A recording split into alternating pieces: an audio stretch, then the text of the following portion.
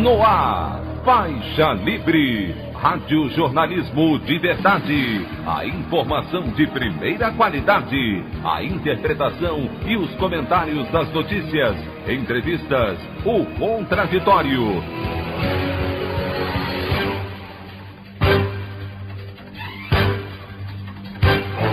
Tudo para aproximar você cada vez mais da realidade do Brasil e do mundo.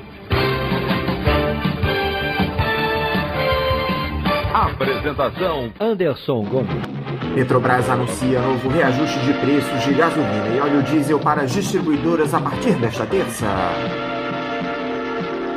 Julgamento da chapa Bolsonaro-Mourão por disparos ilegais de mensagens em massa na campanha eleitoral de 2018 será retomado nesta terça no Tribunal Superior Eleitoral com expectativa remota de cassação.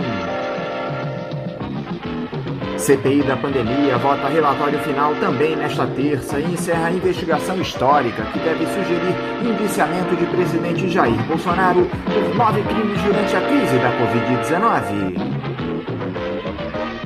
Essas e outras notícias na edição desta terça-feira, 26 de outubro do ano de 2021 do programa Faixa Livre.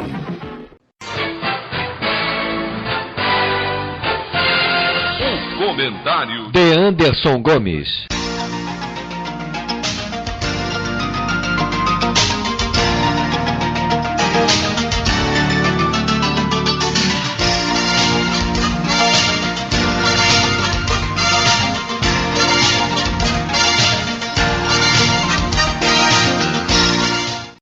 Bom dia, ouvintes. Como nós temos anunciado aqui nos últimos dias, nesta terça-feira acontece a votação do relatório final da CPI da pandemia, que marcará o ato derradeiro dessa comissão de inquérito que já entrou para a história do nosso país. No programa de hoje, nós teremos uma entrevista importantíssima com o senador Randolfo Rodrigues, da Rede do Amapá, vice-presidente da CPI, que vai nos falar a respeito dos trabalhos que foram desenvolvidos na busca pelos culpados por essas mais de 600 mil mortes em meio à Covid-19 no Brasil, que tem o presidente Jair Bolsonaro como protagonista. Mas eu gostaria de ler no editorial de hoje a coluna da jornalista Thaís Oyama, publicada ontem pelo site UOL, onde ela fala sobre as tentativas dos dois presidenciáveis que encabeçam a polarização política que há no país, Lula e Bolsonaro, de conquistar popularidade com programas assistencialistas visando as eleições. O título do texto é A Fala Marota de Gleisi e os Riscos da Aposta Desesperada de Bolsonaro. A mais recente e desesperada investida do presidente Jair Bolsonaro na tentativa de reeleger-se, a distribuição, sem projeto e sem lastro, de R$ 400 a 17 milhões de brasileiros pode fracassar no seu objetivo principal, o de colher votos entre os mais pobres. Em entrevista publicada hoje na Folha, a presidente nacional do PT, Gleisi Hoffmann, sacramentou o que o ex-presidente Lula já vinha marotamente ventilando, que o PT irá entrar em campo em 2022 com uma proposta de Bolsa Família no valor de R$ 600. Ou seja, para neutralizar o canto da sereia de Bolsonaro junto ao eleitorado de baixa renda, o PT está disposto a cantar mais alto. Do ponto de vista eleitoral, trata-se de uma boa estratégia. Da mesma forma que o sapo não pula por boniteza, mas por precisão, o eleitor, rico, remediado e pobre, não vota por gratidão. Assim, no caso do eleitor de baixa renda, não se espera que ele vá retribuir com seu voto a gentileza de um governo que o ajudou a sobreviver. Muito mais razoável é que ele vote neste governo para não deixar de receber o dinheiro na hipótese de a oposição vencer. Se, no entanto, a oposição se compromete a seguir com o benefício e ainda aumentar o seu valor, a vantagem do incumbente desaparece. E a briga passa a ser outra, a de quem tem mais capacidade de convencer o eleitorado preocupado com a sobrevivência de que estará com ele a partir de 2023. Nesse ponto, o presente indica que o futuro reserva golpes bem abaixo da cintura para um lado e para o outro. Bolsonaro, que chamava o programa de transferência de renda do PT de Bolsa Esmola, agora diz que seria extremamente injusto deixar milhões de brasileiros com o valor tão pouco do Bolsa Família. Já Lula e Gleisi afirmam, sem corar, que o PT defende um Bolsa Família de R$ 600 desde o ano passado, como uma forma de blindar-se da acusação de que o PT entrou em um leilão com Bolsonaro depois que o ex-capitão prometeu bater o martelo em um auxílio de R$ 400. O projeto, que foi apresentado pela bancada petista na Câmara dos Deputados no ano passado, prevê o pagamento do benefício variável no valor de R$ 300 por criança, adolescente, gestante e nutriz, e será concedido às famílias que se encontrem em situação de extrema pobreza ou de vulnerabilidade de renda. Os R$ 600, que agora Lula e Gleisi citam como valor desde o ano passado proposto para o Bolsa Família, seriam garantidos de acordo com o projeto apenas em situações de calamidade como a pandemia e por um período restrito. Antes de o ex-capitão entrar em campo com seus R$ 400, portanto, o que o PT oferecia era um Bolsa Família de valor mínimo de R$ 300 e não os R$ 600. Esse é o fato. Mas o que podem os fatos diante das versões? A opinião do Faixa Livre. Bandeirantes AM, agora é 860. Sintonize no seu rádio.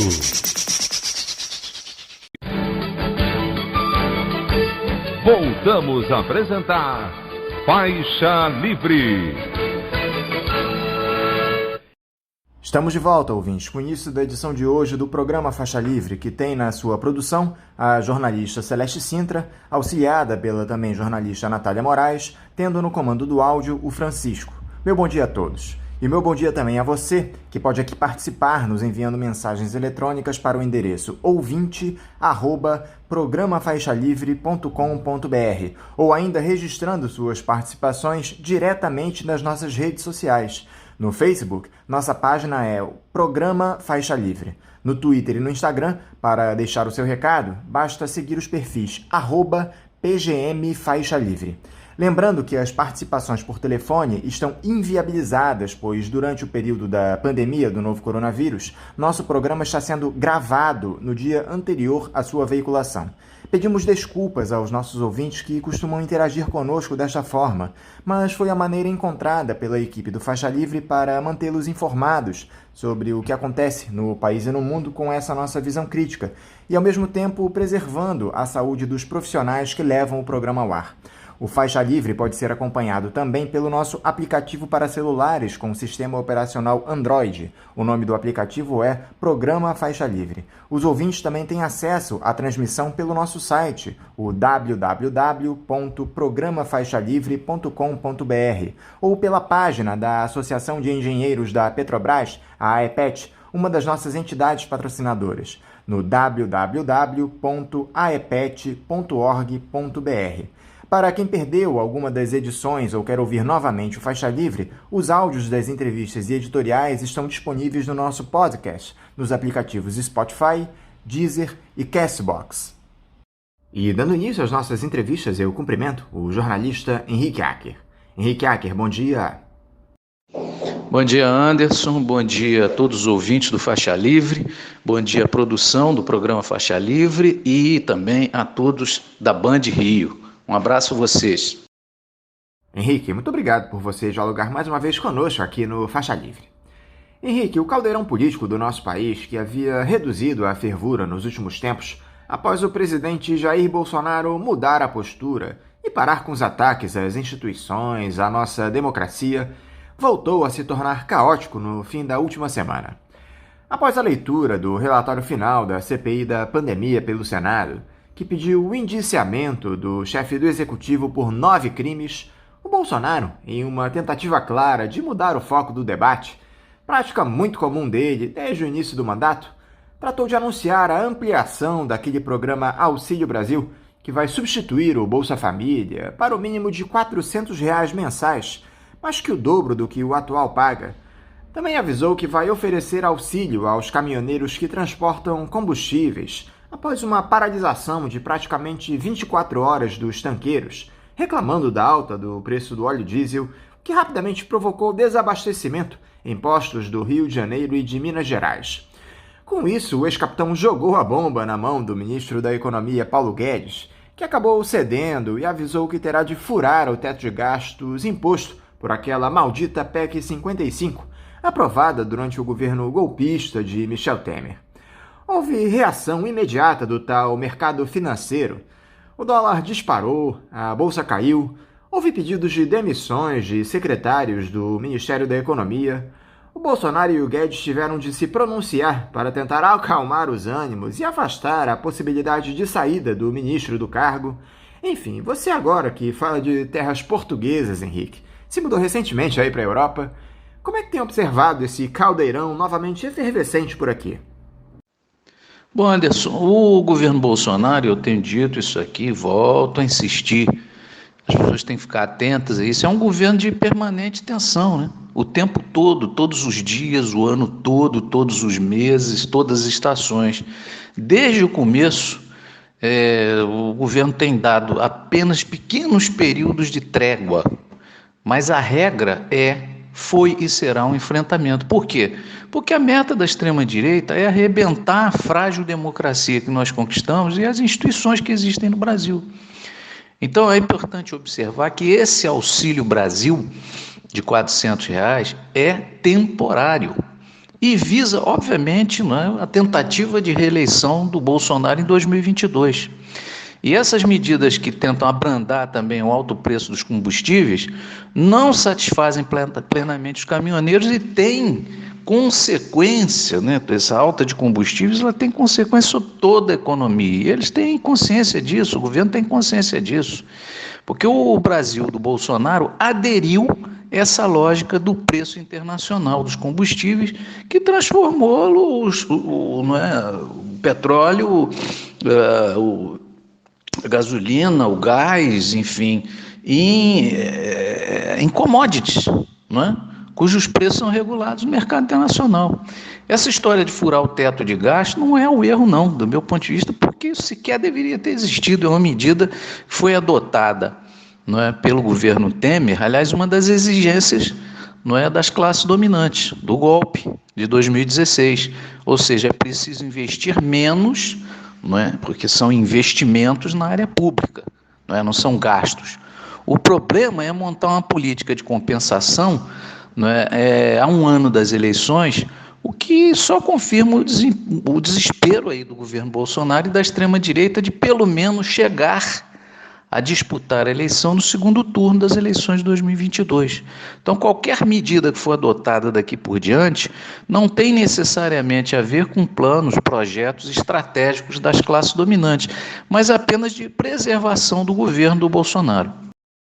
A grande questão, Henrique, é que embora seja mais do que evidente a necessidade de se oferecer um programa de distribuição de renda efetivo para a nossa população e que esse teto de gastos seja uma das maiores excrescências da administração pública, o que está colocado aí são as tais das prioridades de uma política fisiológica. Desses 30 bilhões de furo do teto, o Bolsonaro poderia cortar, por exemplo, das emendas parlamentares, que só em 2021 distribuíram mais de 33 bilhões de reais a deputados e senadores, incluindo as tais emendas de relator, articuladas entre o Congresso e o ex-capitão, a partir do início do atual mandato. A prioridade nunca foi o povo, Henrique, mas a renovação do mandato desse sujeito que levou o Brasil a um banho de sangue durante a pandemia. Bom, Anderson, o problema de cortar emendas parlamentares e do relator, do Congresso Nacional, etc. e tal, é que o governo não vai se indispor, em momento algum, com aqueles que o sustentam. Esse governo hoje é refém do Centrão. Ele é refém do Centrão, dessa lógica do Centrão. Então, mais do que isso, quer dizer, do meu ponto de vista, o que as oposições deveriam exigir não é apenas denunciar essa medida dos R$400, desse Auxílio Brasil como demagógico, mas deveriam exigir que esse auxílio fosse permanente e num valor condizente com a realidade, pelo menos para cobrir o custo da cesta básica, que hoje está em torno de R$600, R$650, dependendo da capital e do estado. E que esse auxílio ele fosse permanentemente corrigido pela inflação. Quer dizer, é preciso reconhecer né? Os auxílios que foram tanto o auxílio emergencial como o Bolsa Família, não é como uma lógica que não é pensar porque o populismo, essa história toda que as classes dominantes costumam repetir. Na verdade, isso é a expressão da miséria, do desemprego que as políticas econômicas no Brasil provocam. Todas elas em função dos interesses do sistema financeiro, de uma minoria de 5%, se é que a gente pode chamar isso de 5%, não é nessa população, a população de 213 milhões de pessoas, um país rico, grande, cheio de inventividade e recursos naturais, vivendo dessa maneira, não é? Esse é o problema. Neste sentido, Henrique, uma comissão especial da Câmara dos Deputados aprovou às pressas aquela PEC dos precatórios, que estabelece um limite a cada exercício financeiro para as despesas com pagamentos de dívidas da União já reconhecidas pela Justiça. Além disso, essa proposta altera a regra de correção do teto de gastos. Atualmente, a fórmula considera o Índice Nacional de Preços ao Consumidor Amplo, o IPCA, apurado entre julho de um ano e junho do ano seguinte. Com a mudança, o IPCA passa a ser apurado entre janeiro e dezembro. Só essas alterações abririam um espaço de 84 bilhões de reais no orçamento do ano que vem para o Auxílio Brasil e também, obviamente, para as emendas parlamentares em ano eleitoral. Executivo e Legislativo são coniventes, Henrique, nesse tipo de movimento. Olha, o problema dessa PEC aí dos precatórios é que os precatórios, na verdade, são dívidas judicialmente reconhecidas, né? E muitas de valor até reduzido. Veja, para um país que tem orçamento de trilhões anualmente, 89 bilhões, 90 bilhões é muito pouca coisa. E essas dívidas, muitas delas, são de pequenos credores, né? Quer dizer, o governo conseguiu, com essa manobra dessa PEC, reduzir de 90 para 40 bilhões o que ele promete, ou está amarrado a pagar em precatórios para 2022. Quer dizer, muita gente que tem a receber do governo, em processos já vencidos, com martelo batido na justiça, né, vai ficar a ver navios. Mas o problema é o seguinte, que não se fala nessa história toda, é que só para os credores da dívida externa e, sobretudo, para os credores da dívida pública brasileira, paga com títulos e etc., o governo reservou e deve estar pagando até o final desse ano 935 bilhões, que é muito mais do que esses 90 bilhões de precatório. Então, quer dizer, há uma lógica de priorizar, e não se toca nisso, não é? De priorizar os grandes credores da dívida pública brasileira, para pagar apenas juros e amortização. Quer dizer, você não está tocando necessariamente no conjunto da dívida pública. Você está pagando apenas juros e amortização anualmente. Então, veja um montante, 935 bilhões é o que se calcula que o governo brasileiro vai pagar só até o final desse ano de juros e amortização da dívida pública. Para quem? Para os credores do sistema financeiro, né? Para os grandes bancos, que são os proprietários desses títulos da dívida pública. Enquanto fica com essa demagogia, não é, de ter que cortar aí para não pagar os precatórios. Eu imagino, inclusive, que precatórios que não serão prioridade são justamente aqueles dos pequenos credores. Mas vamos ver onde isso vai dar. O problema, Henrique, é que enquanto esses ultraliberais que comandam a política, a economia e a mídia dominante discutem seus privilégios históricos, a população brasileira passa fome. A inflação já ultrapassou os 10% no acumulado dos últimos 12 meses. Um botijão de gás já custa mais de R$100 em média. As pessoas disputam restos de comida com os porcos no lixo. O Brasil real passa muito longe desse dos gabinetes e estúdios, Henrique. Olha, sem dúvida, Anderson, a situação econômica, social, o desemprego, né, a inflação, quer dizer, o descontrole completo por que passa a realidade da sociedade brasileira, sobretudo para os mais pobres, né, é muito grande e evidente. A pergunta que eu faço é onde estão as oposições, em particular os setores populares, né, da esquerda. Será que eles não estão priorizando apenas o processo eleitoral? Cadê os sindicatos, as centrais sindicais, hein? Cadê os movimentos populares do campo e da cidade, o MST, o MTST, etc.? O que eles estão esperando para convocar uma jornada de mobilizações para exigir uma política de emprego, um salário mínimo decente, compatível com a realidade do país, a implantação de restaurantes populares, enfim, medidas paliativas? Não são nem medidas, vamos dizer assim, de larga expressão econômica e social, mas pelo menos medidas paliativas que possam assegurar ao cidadão brasileiro, a qualquer cidadão brasileiro, o direito de comer, de morar, de ter trabalho, não é? Quer dizer, essa deveria ser a prioridade do meu ponto de vista, das forças populares, dos movimentos sociais, dos partidos de esquerda. No entanto, parece que as coisas estão caminhando para outro lado, né?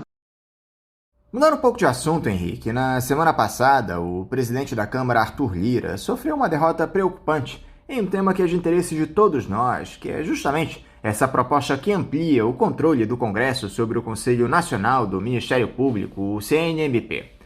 A PEC não alcançou os 308 votos necessários para seguir adiante. Foram apenas 297 deputados favoráveis, isso depois de ele adiar a votação por 2 vezes. Só que o Lira já avisou que vai insistir nessa matéria, trazendo para análise o texto original. É muito evidente, Henrique, que é importante controlar esses procuradores e promotores para que se evite abusos criminosos como esses que foram cometidos pela Operação Lava Jato, que acabou culminando com a ascensão do bolsonarismo no país. O curioso é que nessa votação da PEC, na quarta-feira da semana passada, Henrique, toda a bancada do PSOL que esteve presente à sessão, que foram 8 parlamentares, votou contra essa PEC. Ainda que esses votos não fossem suficientes para virar o placar, isso mostra como pensa o partido nessa questão do combate à corrupção. Te surpreendeu essa não aprovação da proposta que freia a tal da independência do Ministério Público, Henrique? E o posicionamento dos deputados do PSOL? Anderson, eu tenho uma interpretação distinta disso. Primeiro que, para mim, o golpe não foi contra o PT e a Dilma, né? Mas foi uma imposição da retomada das reformas neoliberais com tudo. Ou seja, a crise bateu, o governo Dilma não tinha respostas, levou um banqueiro para comandar as finanças, que cortou investimentos públicos, cresceu o desemprego, enfim, a crise se ampliou. E a derrubada do governo da Dilma não foi uma trama do Ministério Público com Sérgio Moro, não, né? Mas uma costura das classes dominantes, com a maioria do Congresso Nacional, com o sistema financeiro, com o grande empresariado, com as Forças Armadas, com o Supremo, com tudo. Lembra dessa expressão? Então, tentar tutelar o Ministério Público é jogar a criança com balde fora, né? O que as oposições, notadamente a esquerda, deveriam propor, do meu ponto de vista, é que a escolha dos dirigentes do Ministério Público Federal, dos Ministérios Públicos Estaduais, seja de ordem exclusiva dos seus membros, sem interferência dos governos, ou seja, tornar lei o que é uma regra facultativa. Alguns governos respeitaram, outros não. Claro, está aí o governo Bolsonaro para isso. Não é? Eu entendi perfeitamente a posição da bancada do PSOL, que está longe, na minha opinião, de ser uma posição moralista nesse caso. O debate não é esse, não, do meu ponto de vista. Né? É que você não pegue uma situação, uma circunstância, né, que não é de responsabilidade da autonomia do Ministério Público. O golpe de 2016 não foi montado na cabeça do Sérgio Moro e muito menos do senhor Deltan Dallagnol. Foi uma articulação das classes dominantes utilizando parte do Ministério Público. Não é? Então, eu entendo a posição da bancada do PSOL. Pode não ser nem a ideal dentro das circunstâncias em que se deu a votação dessa PEC. Mas esse debate é outro, ele é mais embaixo do meu ponto de vista. Eu também gostaria de ouvir um comentário seu, Henrique, para esse relatório final da CPI da pandemia, que foi divulgado pelo Senado na semana passada e deve ser votado amanhã, que traz pedidos de indiciamentos de 66 pessoas, entre elas o presidente Jair Bolsonaro, imputado por 9 crimes no enfrentamento à pandemia e 2 empresas. Embora os senadores digam que o relatório do Renan Calheiros seja robusto e bem fundamentado, o próprio vice-presidente da comissão, Randolph Rodrigues, reafirmou isso a nós aqui no programa. As sinalizações que vêm lá de Brasília não são lá muito alvissareiras. O ministro do Supremo, Luiz Roberto Barroso, já avisou que o documento traz imputações muito mais políticas que jurídicas. Qual é a análise que você faz desse relatório final da CPI, Henrique? A turma da política, incluindo o presidente Jair Bolsonaro, corre algum risco? Podemos ter aí 6 meses de trabalhos perdidos da comissão com todas essas provas que foram amealhadas? Olha, Anderson, eu vejo muitas vezes alguns comentários, né? Não, lamentamos porque é um uso político. Não, tudo é política. Tudo é política. Política é essa arte de debater, de encontrar soluções, da sociedade evoluir, encontrar suas saídas. E ainda bem, né? A preocupação do Barroso é com a tal governabilidade até 2022, como se isso fosse possível. Eu entendo. Ele é ministro do Supremo, ele é o responsável pelas eleições, inclusive, porque ele é o presidente do TSE. Né? Agora, num governo de extrema-direita, isso é muito complicado. Né? O que é ilegal é a própria ação permanente da extrema-direita e do governo Bolsonaro, ação conspiratória. Conspiratória. O que se viu em relação a essa questão da pandemia do Covid foi uma atitude consciente. E não é do governo Bolsonaro, é da extrema-direita articulada internacionalmente. Isso está em toda a Europa. Nós estamos vendo agora um novo surto que vem do leste europeu. Pois bem, se você pegar o índice de vacinação em 2 doses da Rússia, é em torno de 40%. Outros países, como Letônia, Romênia, a Ucrânia, né, com governos extremamente conservadores, impressionantemente conservadores, o que você vai ver foi a eficácia desse movimento negacionista e antivacina, que está levando a isso. A grande massa que está indo para hospitais, não só no Brasil, que é uma minoria, porque nesse momento se conseguiu segurar, não é, o crescimento da pandemia com a vacinação em 2 doses, pelo menos provisoriamente, mas nesses outros países não. Nesses outros países nós estamos tendo já uma derivação da Delta. Não é? Então, assim, a situação é complicadíssima. Né? O problema é que o Procurador-Geral da República, Augusto Aras, ele não vai querer se enfrentar com Bolsonaro e tampouco a maioria do Congresso Nacional nesse momento. Mas eu não acho que o trabalho de 6 meses da CPI não vai se perder. Ele pode, inclusive, chegar aos tribunais internacionais e a sobrevivência do Bolsonaro até outubro de 2022 vai depender exclusivamente do tamanho da crise e das suas consequências, da vontade das classes dominantes, não é? Não é exclusivamente a vontade do Bolsonaro ou desse segmento da extrema-direita no Brasil que vai determinar a sua sobrevivência. Não é?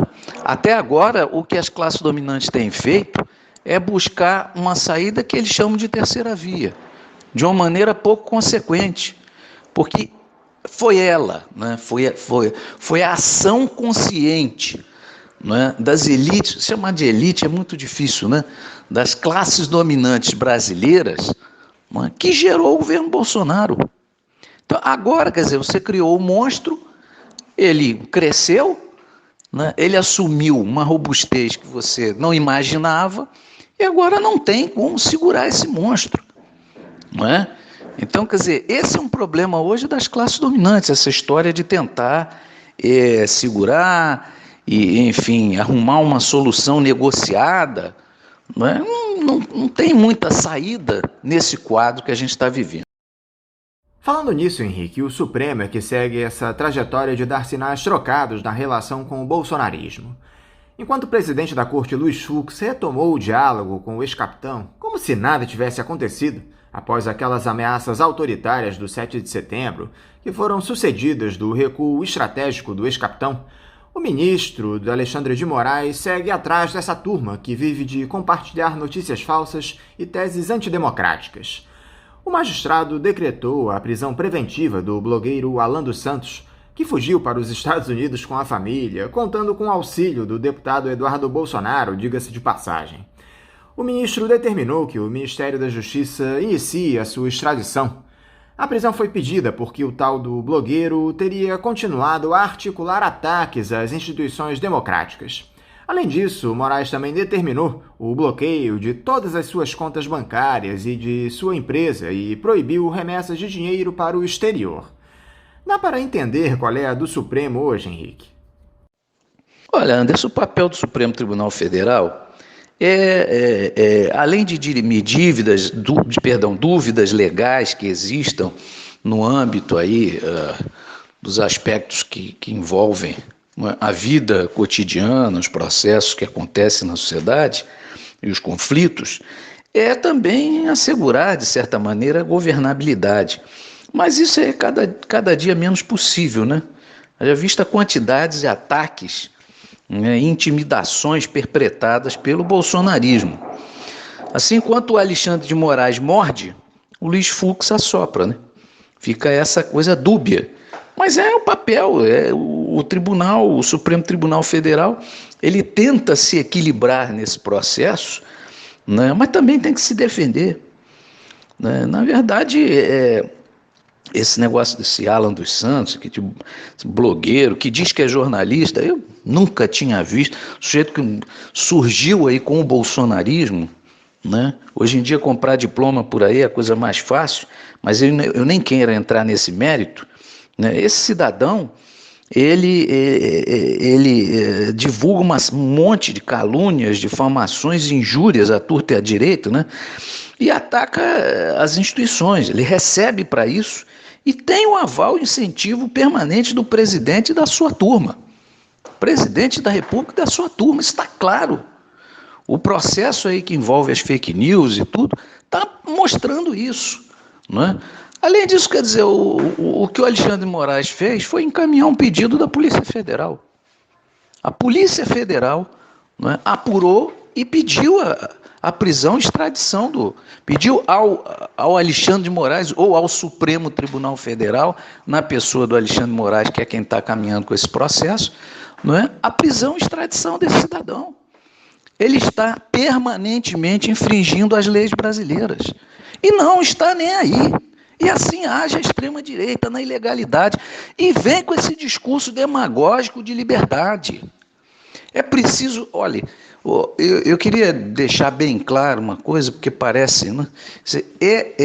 É a coisa mais evidente que existe hoje, o fato de que a extrema-direita age na ilegalidade, fora da ilegalidade. E quando é pega com a boca na botija, né? Quando é pega pela justiça, alega que está defendendo a liberdade. Ou seja, usa a liberdade que o povo brasileiro conquistou com muito custo, com muita luta contra a ditadura que eles defenderam, para justificar as suas ações. Então, é esse tipo de circunstância, não é, que vai alimentando essa relação dúbia, não é, na sociedade. E eu acho que cada vez mais fica evidente, né, que a sociedade brasileira não pode tolerar, a maioria não pode tolerar a extrema-direita. Não é no Brasil, não. Do meu ponto de vista, eu digo claro, quem usa a democracia e a liberdade que nós conquistamos para combater a democracia e a liberdade, não pode conviver em democracia e liberdade. Essa é a minha opinião. Diante de todo esse cenário confuso, Henrique, a oposição parece que age como espectadora. Temos um caos generalizado em todas as áreas da nossa sociedade e os partidos de esquerda pouco conseguem se articular para derrubar o pior presidente da história do país. Onde está o erro do campo progressista, Henrique, para não conseguir mobilizar atos populares robustos, no sentido de pressionar a classe política para tirar o Bolsonaro da presidência? Anderson, para mim não há um erro, há uma cultura. E essa cultura se baseia numa visão de que a única forma de barrar a extrema-direita vai ser na eleição de 2022. E com o Lula, né, que seria o paladino da conciliação nacional. Eu pergunto, Você já viu, ou vocês que são ouvintes, viram os dirigentes do PT e o próprio Lula propor o fim desse governo? E não vão ver. O problema é que a esquerda brasileira vive na aba da social-democracia, do centro-esquerda, que agora é o lulismo. Eu não vejo problema de se formar uma frente para enfrentar e derrotar a extrema-direita em 2022, não. Ao contrário, isso é necessário.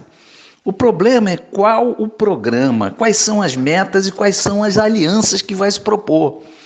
Veja o caso do Boulos aí em São Paulo, né, do Guilherme Boulos.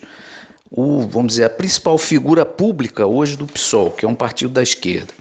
O PSOL jura que o Lula vai o parte do PSOL jura que o Lula vai se comprometer com o Boulos ao governo paulista. Vai esperar sentado, no primeiro turno não tem compromisso. E para o Lula, quanto mais candidatos houver apoiando ele e abrindo palanques em todo o estado de São Paulo, melhor. Porque, afinal de contas, é o maior eleitorado do Brasil. Não é isso? Então vai ter sim o Boulos do PSOL, vai ter o candidato do PT, vai ter o candidato do PSB e quem mais for. Não haverá esse tipo de compromisso. Não é? Mas, enfim, é essa a situação. Eu acho que ele, inclusive, o próprio Lula e o PT, só vão definir apoios claros e tudo mais em segundo turno. Então, essa tentativa de amarrar alianças a partir do processo eleitoral é uma deformação. As alianças se fazem a partir dos interesses, do projeto, do programa, de propostas concretas. Eu tenho dito com bastante afirmado uma opinião de que, na verdade, se você inverter o sinal de tudo que o governo Bolsonaro fez e propõe, você monta um programa de recuperação desse país. Ou seja, esse governo foi um governo para destruir as instituições, as conquistas sociais e econômicas do povo brasileiro. E, obviamente, também a questão do meio ambiente, enfim, toda uma série de iniciativas que esse governo tomou no sentido de destruir as conquistas do nosso povo. Então, não é difícil montar um programa de recuperação, né, do nosso país. Não é nenhum absurdo isso, né? O difícil é tentar fazer um processo que é o inverso. Primeiro escolhe um nome, né? Discute um nome para depois discutir aquilo que se quer. Aí, meu amigo, sinceramente, nós não vamos muito adiante, não. Falando um pouquinho sobre o Rio de Janeiro, Henrique, como é que você tem observado o cenário visando as eleições do ano que vem? O governador Cláudio Castro andou dizendo que gostaria de ter o presidente da Alerj, André Siciliano, e o secretário municipal Pedro Paulo na sua chapa para o pleito. O PSD, o partido do prefeito Eduardo Paes, lançou ontem o nome do atual presidente da Ordem dos Advogados do Brasil, Felipe Santa Cruz, para disputar o cargo máximo do Estado, enquanto Marcelo Freixo, agora no PSB, lidera as pesquisas de intenção de voto. Ainda que estejamos a cerca de um ano da eleição, já dá para se fazer algum tipo de projeção, Henrique? Olha, Anderson, projeção, né, para uma eleição tão enrolada como essa aqui, essa aí do governo do Rio de Janeiro, governo do Estado do Rio de Janeiro para 2022, é muito difícil. Aliás, para a maioria dos estados, nós estamos ainda há um ano desse processo. Eu acho que o que ficou evidente é que essa iniciativa, não é, tanto do Cláudio Castro, de cooptar a parcela do Partido dos Trabalhadores, isso não está longe da realidade, não. O senhor André Siciliano é um sujeito muito articulado, enfim, nesses bastidores da política, para se manter, para manter a sua posição de líder, de presidente da Assembleia Legislativa. Então, o objetivo dele está muito claro nessa possibilidade, não é? O próprio ex-presidente, eu não sei se ainda é o presidente regional do PT, o Quaquá, né? Ele já deixou claro que não tem problema nenhum palanque com Cláudio Castro, o que mostra a versatilidade, né? Enfim, a falta de compromisso claro, né? De limites por parte de uma parcela grande do Partido dos Trabalhadores, seus dirigentes, né? Admitir a possibilidade de um acordo com Cláudio Castro convenhamos, a essa altura do campeonato, é uma vergonha. Não do ponto de vista moral, mas do ponto de vista político. não é? Quer dizer, isso já sinaliza alguma coisa. Não sei se esse será o caminho escolhido oficialmente pelo Partido dos Trabalhadores, eu acredito que não. Espero que não, para a eleição aí no Rio de Janeiro. Agora, esse lançamento aí do Felipe Santa Cruz pelo Eduardo Paes, né, também sinaliza, né, a possibilidade de um outro campo de articulação política. Né? E vem também o candidato do PDT, provavelmente o ex-prefeito de Niterói. Não é? Provavelmente o ex-prefeito de Niterói.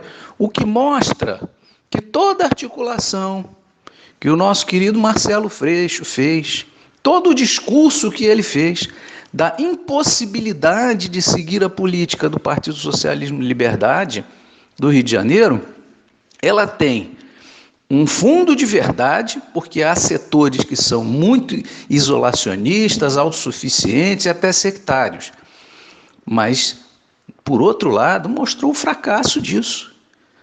Toda essa ideia de que Eduardo Paes podia apoiar Marcelo Freixo, ou que o PT ia poder apoiar Marcelo Freixo no Rio de Janeiro, ela está sob cheque.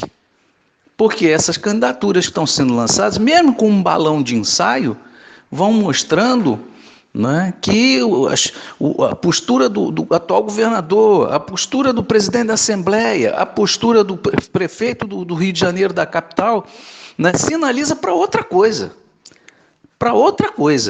que não um apoio claro e decisivo, né, objetivo à candidatura do Marcelo Freixo, que seria uma candidatura, vamos dizer assim, no campo mais social, popular e etc. e tal.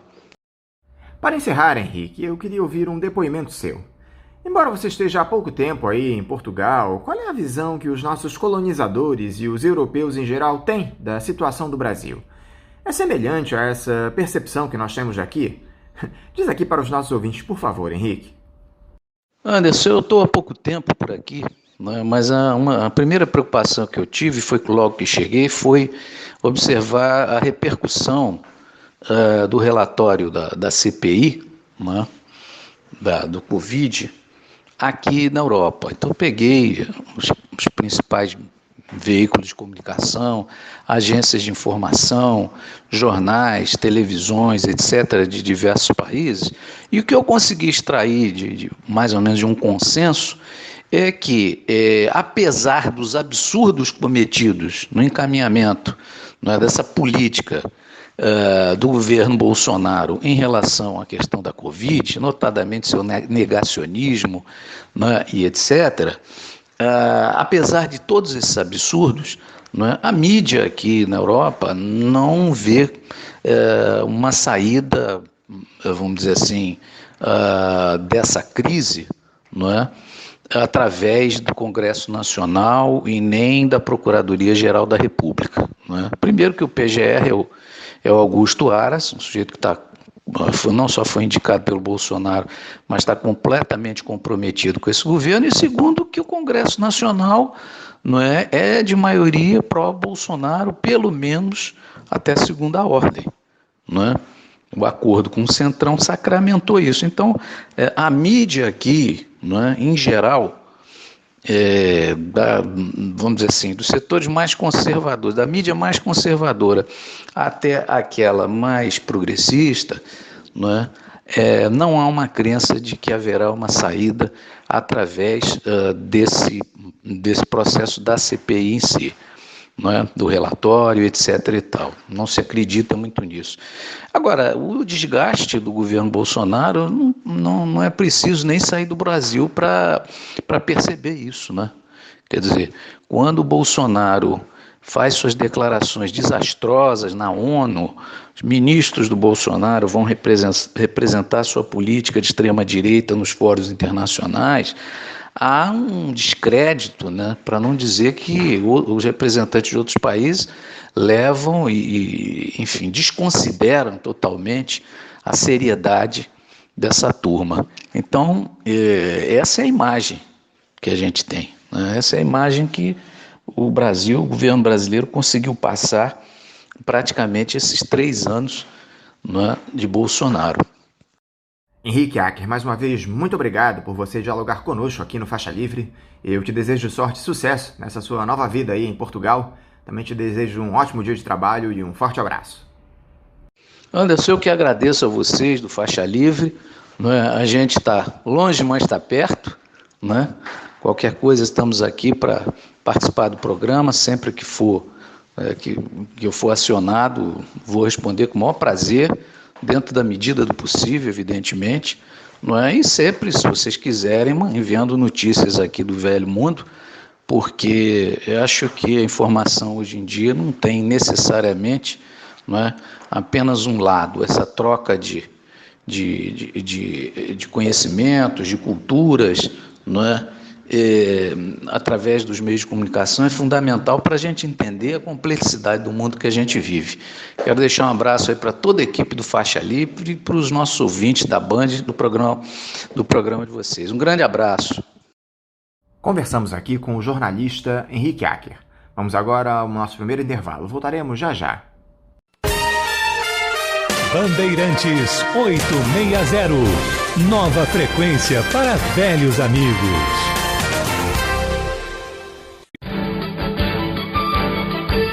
Voltamos a apresentar Faixa Livre.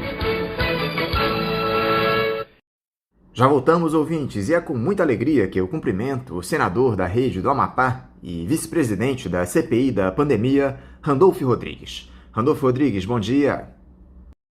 Anderson, é uma enorme satisfação falar com você e com todos os ouvintes do Faixa Livre da Rádio Bandeirantes. Senador, muito obrigado por o senhor estar aqui dialogando conosco no Faixa Livre. Senador, eu não posso começar essa entrevista sem antes parabenizar o senhor e todos os seus companheiros parlamentares que desenvolveram um trabalho fundamental nessa CPI da pandemia, certamente a mais importante da história do país, investigando responsabilidades de agentes públicos e privados pelos diversos crimes cometidos no enfrentamento à Covid-19 e que evidenciou para todos os brasileiros os verdadeiros culpados por termos chegado a essa tenebrosa marca de mais de 600 mil mortes pela doença, o segundo pior país do planeta em números absolutos. O relatório final do senador Renan Calheiros, que foi lido na última quarta-feira e deve ser votado hoje por vocês na comissão, configura-se um documento histórico. Nunca antes um presidente da República foi imputado por tantos crimes em uma investigação parlamentar. São 9 que vão de prevaricação, epidemia com resultado morte e até crimes contra a humanidade. Nós acompanhamos de perto esses 6 meses de CPI. Nos dias de depoimento, eu sempre fazia aqui no nosso editorial uma espécie de resumo do que foi apurado por vocês, senadores, e não tem sido diferente com a divulgação do documento que encerra os trabalhos da CPI como comissão, porque eu sei que vocês seguirão no acompanhamento desses indiciamentos.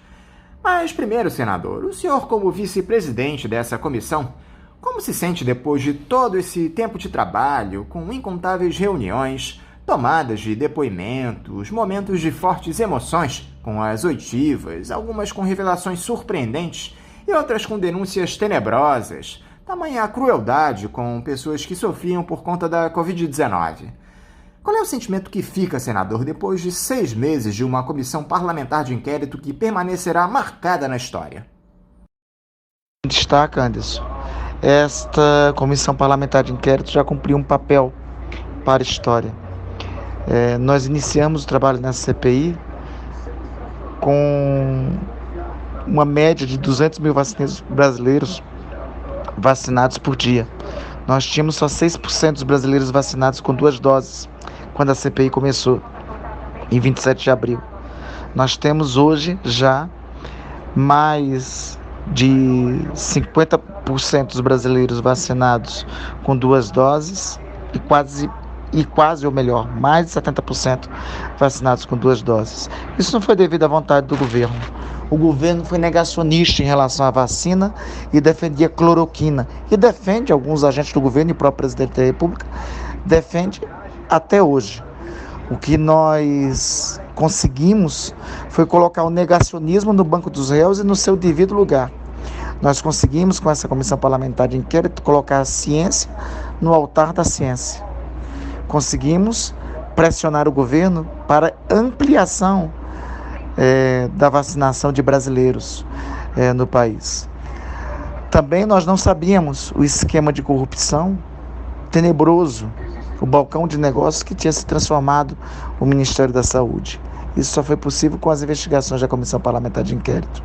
Não sabíamos situações e esquemas como o caso da Prevent Senior. Isso só foi possível também graças à CPI. A CPI termina nessa terça-feira, dia 27 de abril. Nessa terça-feira, dia 26 de abril. A CPI termina, mas não termina o trabalho. Dia 27, às 11h30, nós já temos a entrega do relatório ao Procurador-Geral da República.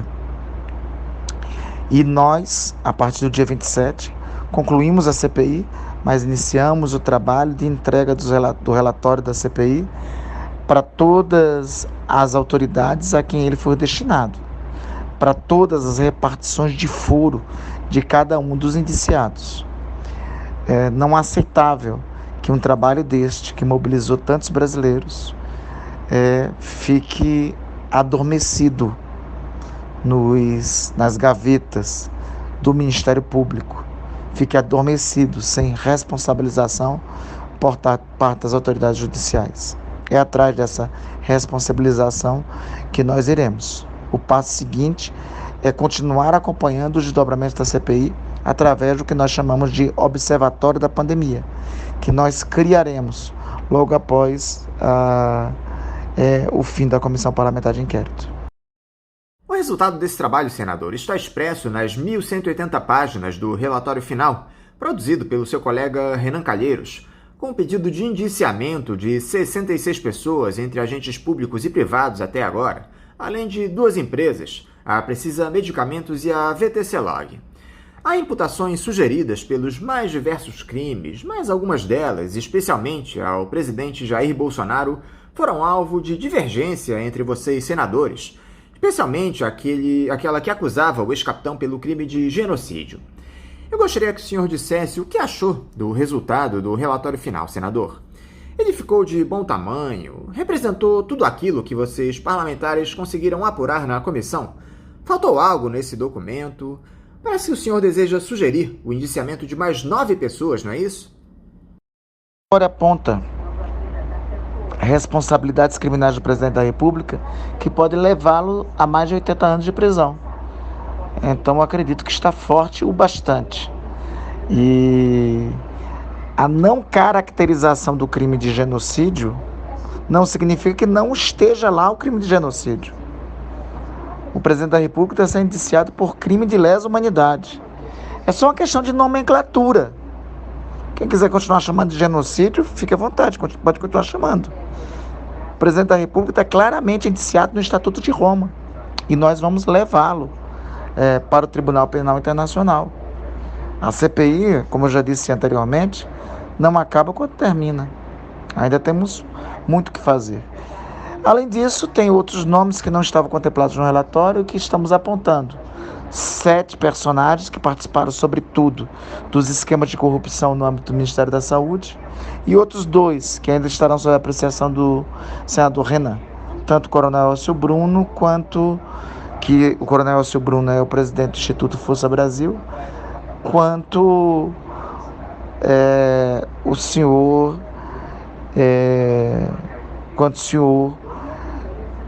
José Alves, que é o executivo de uma farmacêutica, da Vita Medic, que também fez propaganda de medicamentos que não tinham eficácia comprovada. Ainda tem aspectos a serem incluídos até antes de ser votado o relatório na terça-feira. Eu acho que o principal ponto desse relatório, senador, se refere aos pedidos de indiciamento ao presidente Jair Bolsonaro. Como foi dito, o ex-capitão foi imputado por 9 crimes.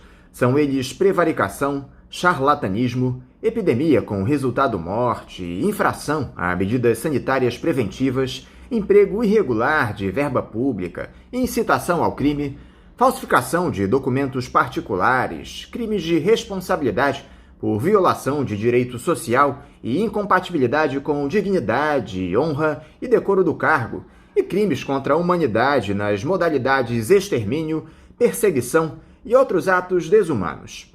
Nunca um presidente teve imputação em uma CPI por tantos tipos penais. Nós sabemos bem, senador, por vários outros episódios, que o tempo da justiça não é igual ao tempo da política. Ainda que haja o prosseguimento desses pedidos de indiciamentos do Jair Bolsonaro, o senhor acredita que ele sofrerá punições ainda durante o seu período na presidência? Não podemos esquecer que ele tem só pouco mais de 1 ano de mandato. Só eu posso lhe garantir. É por isso que no dia seguinte à CPI, no dia 27, o grupo majoritário que conduziu a CPI vai se tornar o Observatório da Pandemia. É em decorrência disso que esse observatório vai atuar para que as consequências do relatório prossigam, para que as responsabilidades sejam apuradas. Não sei, e eu acredito até que talvez não tenha tempo hábil para impeachment o senhor Jair Bolsonaro. Mas isso não significa que ele vai ficar impune por seus crimes.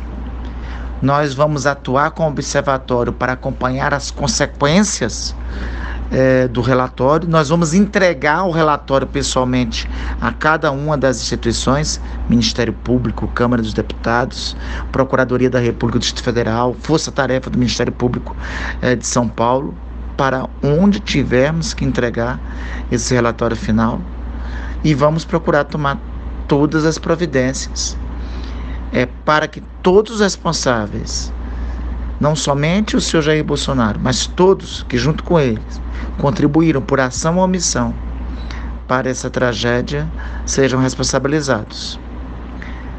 Isto é um dever moral nosso, não somente com o trabalho que fizemos e que criou tanta esperança nos brasileiros. É um dever moral com os mais de 600 mil brasileiros que perderam a vida na pandemia por conta da irresponsabilidade. Aos mortos, resta agora descansar. Aos vivos, mais do que nunca é necessário estar atento, forte e cobrar a responsabilização. A CPI não acaba com o relatório final. As consequências são mais importantes do que todo esse trabalho que foi feito. Eu questiono isso, senador, porque o Jair Bolsonaro vem tomando uma série de iniciativas eleitoreiras na intenção de renovar o seu mandato no ano que vem. Ele anunciou esse Auxílio Brasil com um pagamento mínimo de R$ 400 por família só até o final de 2022, mais do que o dobro do atual Bolsa Família. Também andou dizendo que vai compensar caminhoneiros autônomos por conta dos aumentos do óleo diesel nos últimos tempos. Ainda que seja necessário, na nossa avaliação, romper definitivamente com esse indecente teto de gastos estabelecido pelo governo golpista do senhor Michel Temer, está na cara que o ex-capitão se utiliza desses programas assistencialistas só agora, às vésperas de ano eleitoral, para capitalizar politicamente. O mais grave, Anderson, é que tanto esse reajuste de 400 do programa de bolsa, quanto que ele promete também de 400 aos caminhoneiros, não constitui um programa de governo. É uma ação eleitoral. O presidente da República claramente disse que vai ter isto, anuncia isso, sem nenhum tipo de sustentabilidade, sem nenhum tipo de locação orçamentária, criando inclusive uma instabilidade que aumentará a inflação e, por consequência, também deteriorará logo o valor desses R$ 400, e anuncia despudoradamente que isso é uma circunstância para 2022. Então, não se trata de cuidar dos mais pobres, que ao longo desses 3 anos o governo não cuidou. Se trata de constituição de um programa eleitoreiro, casuístico, oportunístico, de momento.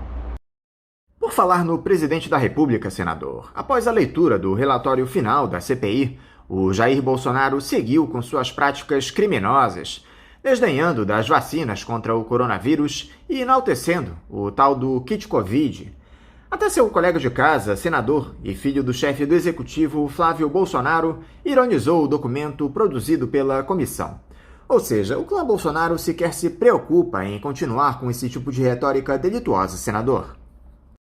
O comportamento que o senador Flávio Bolsonaro atribuiu ao seu pai, de gargalhada, é o que ele tem feito durante toda a pandemia. presidente fez mais, debochou, agiu com desdém, falou "e daí" para as mortes, imitou de forma trágica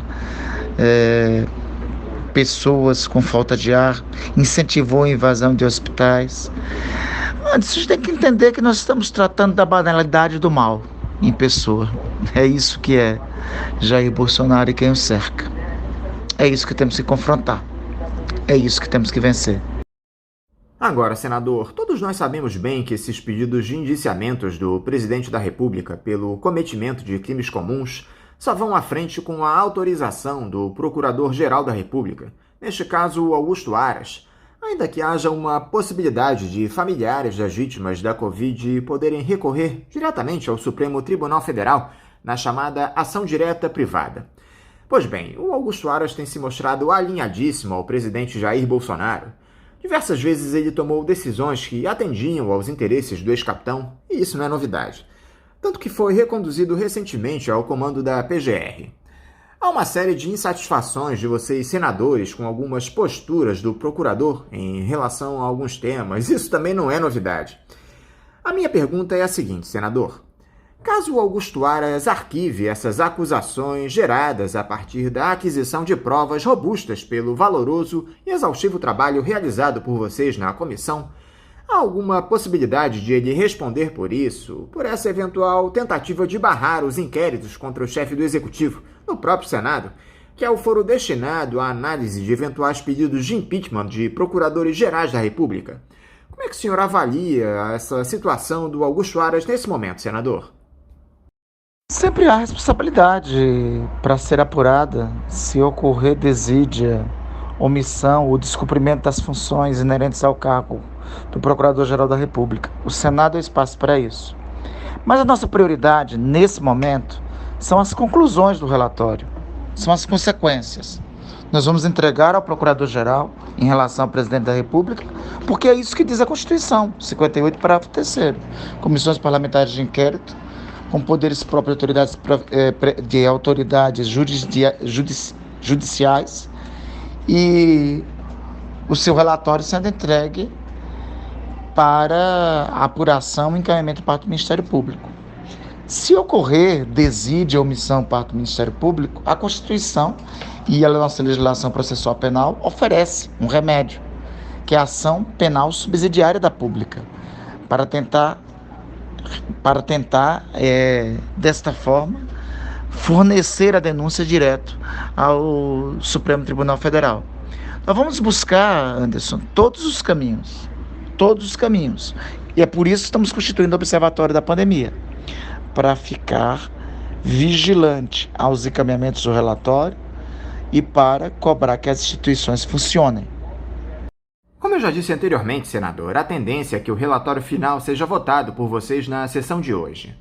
Nós temos ouvido alguns analistas aqui no programa que indicam uma tentativa de politização dos resultados da CPI, de que alguns parlamentares estariam tentando usar a comissão como palanque para as eleições do ano que vem, inclusive citando alguns indiciamentos que teriam pouco embasamento probatório. O senhor acha que houve essa tentativa de politização das investigações da comissão, senador? E o senhor enxerga algum risco de o conteúdo do relatório ser minimizado por conta desse suposto caráter de politização da CPI e não produzir nenhum resultado prático com a punição dos responsáveis por esse verdadeiro genocídio que se deu no nosso país? Compreendamos o seguinte, uma comissão apura fatos, uma comissão parlamentar de inquérito apura fatos, apura elementos de provas e entrega ao Ministério Público. Cabe ao Ministério Público o aprofundamento dessas investigações ou ofertar logo as denúncias que são necessárias. Eu tenho absoluto convencimento de cada um dos indiciados e dos elementos que estão constando no relatório. O relatório, do ponto de vista técnico, quem quiser arquivar esse relatório vai ter muito serviço, viu? Vai ter que rebolar. Vai ter que fazer muita retórica para arquivar esse relatório do ponto de vista técnico. Quanto à eventual candidatura, bom, no meu caso, eu nem sei se sou candidato a alguma coisa ano que vem. A única candidatura que eu estou dedicado nesses últimos anos, a última candidatura que eu estou dedicado nos últimos meses é o trabalho dessa comissão parlamentar de inquérito. É a única. Aliás, o presidente da República, no meu estado, ainda tem 30% de aceitação. Do ponto de vista político-eleitoral, seria mais adequado não fazer esse serviço, né? Não entrar em bola dividida, no meu caso. Só que tem coisas que não é para eleição, é para a história. O lugar dos que estão ao lado dos crimes que estão ocorrendo no Brasil, do morticínio que está ocorrendo no Brasil, é o mesmo lugar dos omissos. É por isso que eu estou na CPI. Eu não passarei para a história como omisso. Algumas sinalizações vindas de Brasília, senador, apontam para um destino não muito auspicioso para esse relatório final da CPI. Primeiro, o ministro do Supremo Tribunal Federal, Luiz Roberto Barroso, disse que o documento produzido pela comissão tinha mais conotação política que jurídica. Em uma entrevista ao site UOL, o magistrado disse o seguinte, abre aspas, colocar ou não um rol de crimes num relatório é uma decisão política, mas a implicação jurídica é bem reduzida porque não interfere no juízo que o Ministério Público fará dos fatos que foram apurados. Fecha aspas. Outra indicação foi a presença dos presidentes do STF, Luiz Fux, e do Congresso, Rodrigo Pacheco, em uma cerimônia no Palácio do Planalto, ao lado de Bolsonaro, durante a leitura do relatório final. Vai lembrar que o Fux, em momentos de animosidade com o chefe do Executivo, já se recusou a participar de reuniões com ele, ou seja, há um clima de harmonia entre os dois. Essa fala do ministro Barroso e essa sinalização do Fux trazem alguma preocupação para o senhor, senador? Anderson, nós estamos vivendo uma quadra da história que todos nós e todas as instituições serão cobrados no futuro. A CPI se instalou e se instaurou quando outras instituições fracassaram. Eu tenho que ter consciência, eu tenho que ter confiança na consciência que os ministros do Supremo Tribunal Federal devem ter sobre o que estamos vivendo. Não cabe dois lados na história. A história tem a porta de entrada da glória e tem a porta de entrada da vergonha. Eu tenho confiança principalmente na apuração que esses ministros farão.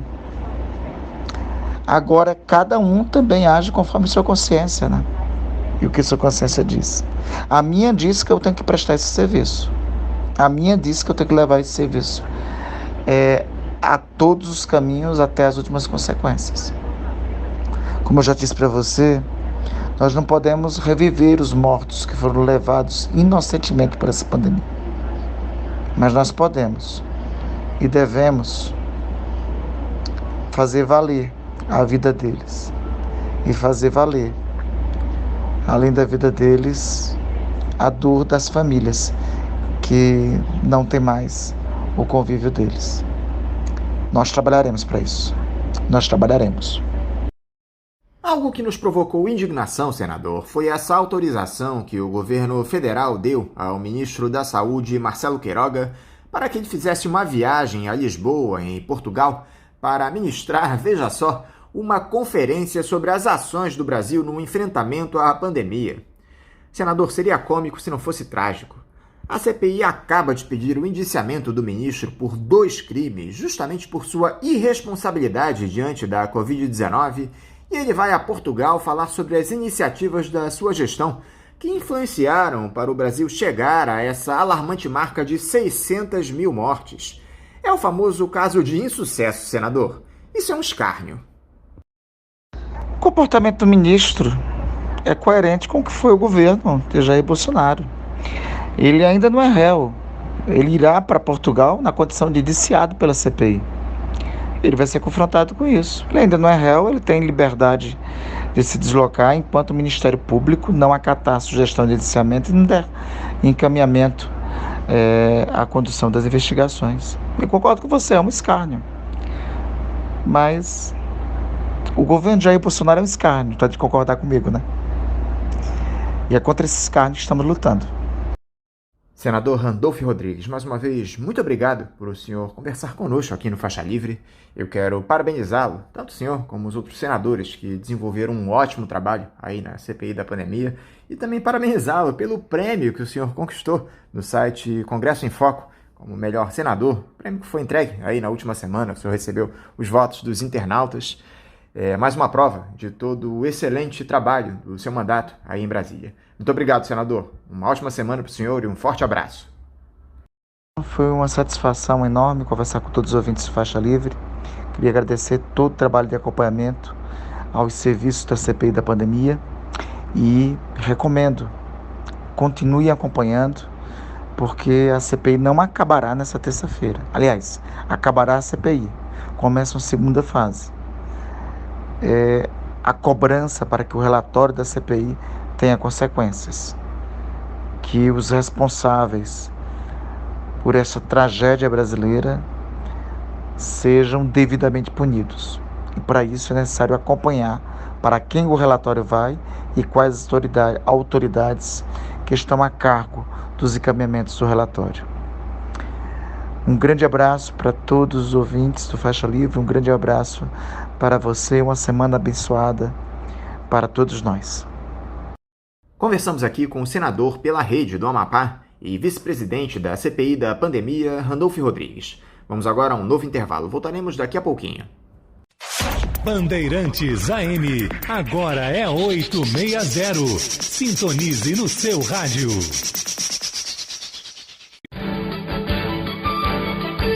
Voltamos a apresentar Faixa Livre. Já voltamos, ouvintes, e é com muita alegria que eu cumprimento o economista Paulo Passarinho. Paulo Passarinho, bom dia. Bom dia, Anderson. Prazer voltar a participar aqui do nosso programa Faixa Livre, conversando com você e com toda a nossa família. Um bom programa para todos nós. Paulo, muito obrigado por você mais uma vez se dispor a conversar conosco aqui no Faixa Livre. Paulo, desde a última vez que nós conversamos aqui no programa, pouco mais de 2 meses atrás, muita coisa aconteceu no nosso país. Tivemos aqueles atos atentatórios protagonizados pelo bolsonarismo no 7 de setembro, depois o presidente da República evocando o golpista Michel Temer para escrever uma daquelas suas cartas na tentativa de aliviar a tensão que ficou estabelecida. Houve atos também do campo progressista e, nessa última semana, o Jair Bolsonaro, após a divulgação do relatório final da CPI da pandemia, que tinha ele como protagonista, imputado pelo cometimento de 9 crimes no enfrentamento à Covid-19, tentou mudar o foco e jogou no colo do Paulo Guedes a ampliação do programa Auxílio Brasil, que vai substituir o Bolsa Família para R$ 400 por família atendida, no mínimo, obrigando o ministro da Economia a extrapolar o teto de gastos para atender aos planos eleitoreiros do ex-capitão. De uma tacada só, o Bolsonaro desviou as atenções dos pedidos de indiciamento dele na CPI e colocou a culpa desse caos social que vivemos nessas políticas de austeridade adotadas pelos ultraliberais nos últimos tempos, incluindo aí essa malfadada PEC 55. Nós vamos nos aprofundar mais nesse rebuliço que houve na última semana, Paulo. Mas eu queria ouvir primeiro uma análise sua para essa jogada eleitoreira do ex-capitão. Me parece que ele tem seguido à risca, pelo menos nesses últimos movimentos, aquela cartilha do político que busca renovar o seu mandato. Reduziu a pressão da CPI e acenou não só para a população mais pobre, como também para os caminhoneiros, não podemos esquecer isso. Anderson, isso é esperado e, podemos dizer, faz parte do jogo, não é? É evidente que é necessário uma injeção de recursos nos programas de transferência de renda. A situação social do país é gravíssima. Aumentou o número de desempregados, aumentou o número de pessoas abaixo da linha da pobreza. A miséria é uma realidade muito grave do nosso país. Então, nesse sentido, inclusive num ano eleitoral, que é o ano que vem, era de esperar que justamente o Bolsonaro tomasse essas atitudes. O problema é que há todo um arcabouço legal, institucional, que centra todo o esforço aí do país na busca de uma recuperação econômica, na chamada questão fiscal. E aí é um problema de quem defende esse teto de gastos, não é? O teto de gastos é uma espécie de armadilha colocado para a administração estatal que prejudica em muito, especialmente a capacidade de regulação e indução do Estado.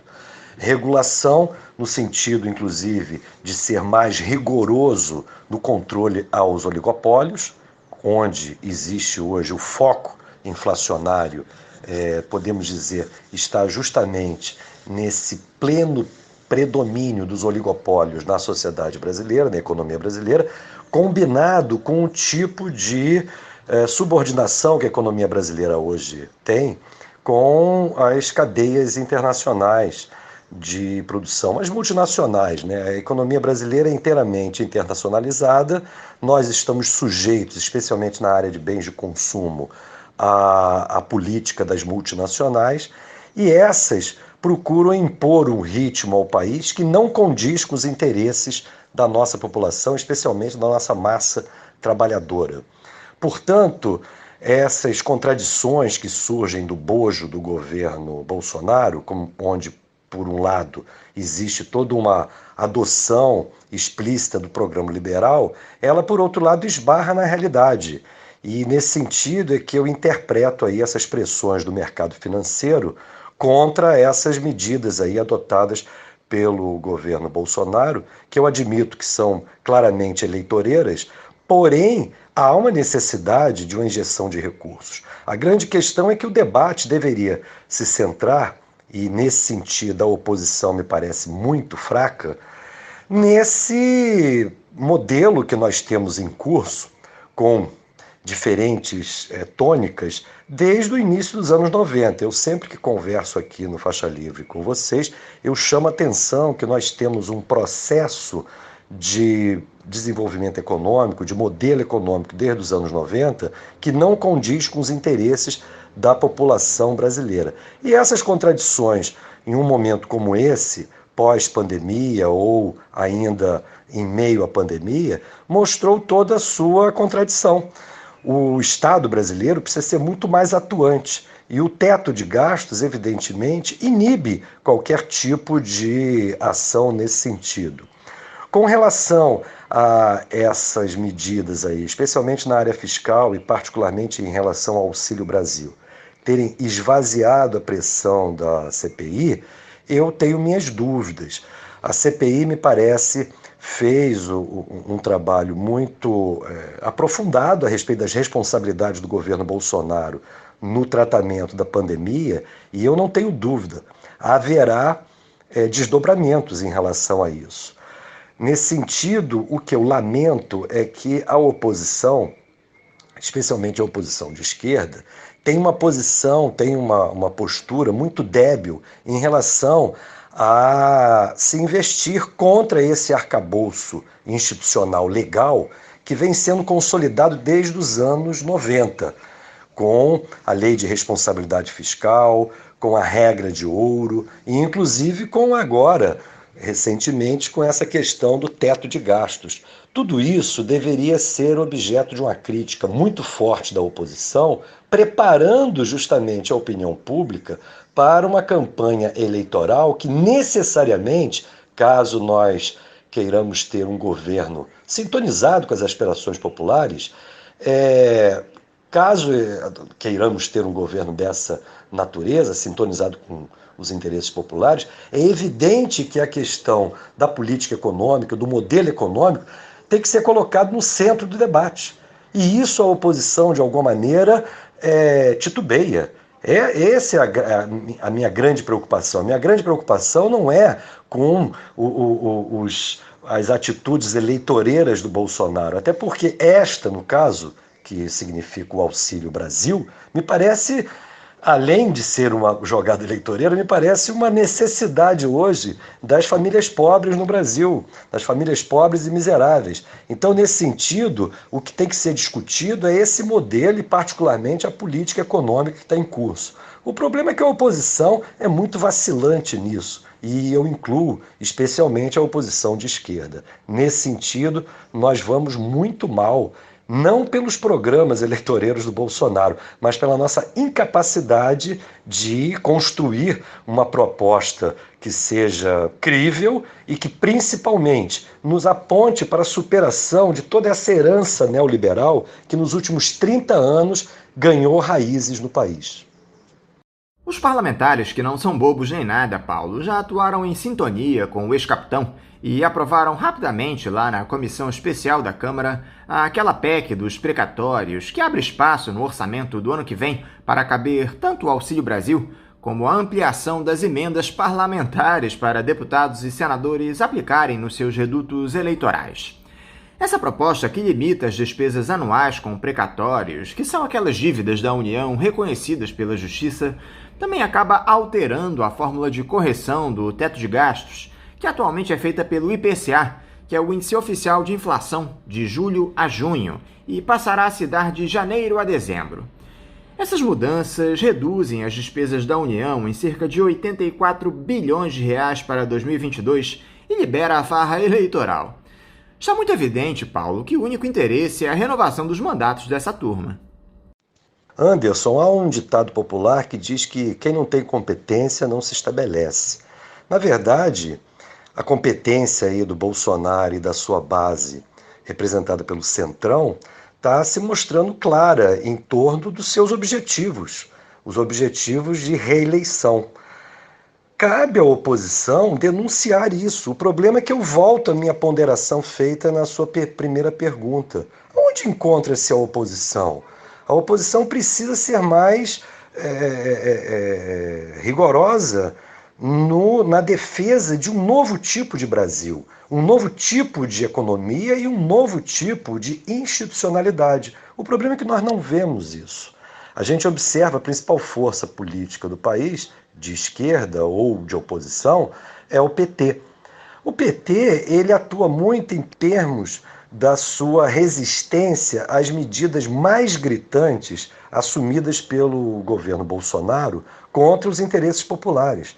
Mas é incapaz de colocar uma alternativa que seja crível, até porque, nos 13 anos do governo do PT, no governo federal, o que nós observamos foi o aprofundamento dos princípios desse modelo liberal. Nesses 13 anos, nós vimos a apologia ao tripé macroeconômico, a defesa do superávit primário, a defesa da abertura financeira, a defesa das metas de inflação como política monetária. Isso é um atraso muito grande. O Brasil precisa se libertar da ditadura imposta pelos bancos e pelas multinacionais. Ficar discutindo detalhes da terapia liberal, se ela é mais ou menos cruel com o povo, não nos levará a uma nova situação. O Brasil precisa discutir o seu presente e o seu futuro, à luz do que nós temos feito no passado. Observe o que vem sendo feito, por exemplo, com a Petrobras. É uma verdadeira loucura. E essas loucuras começaram no governo Dilma. Essa que é a verdade.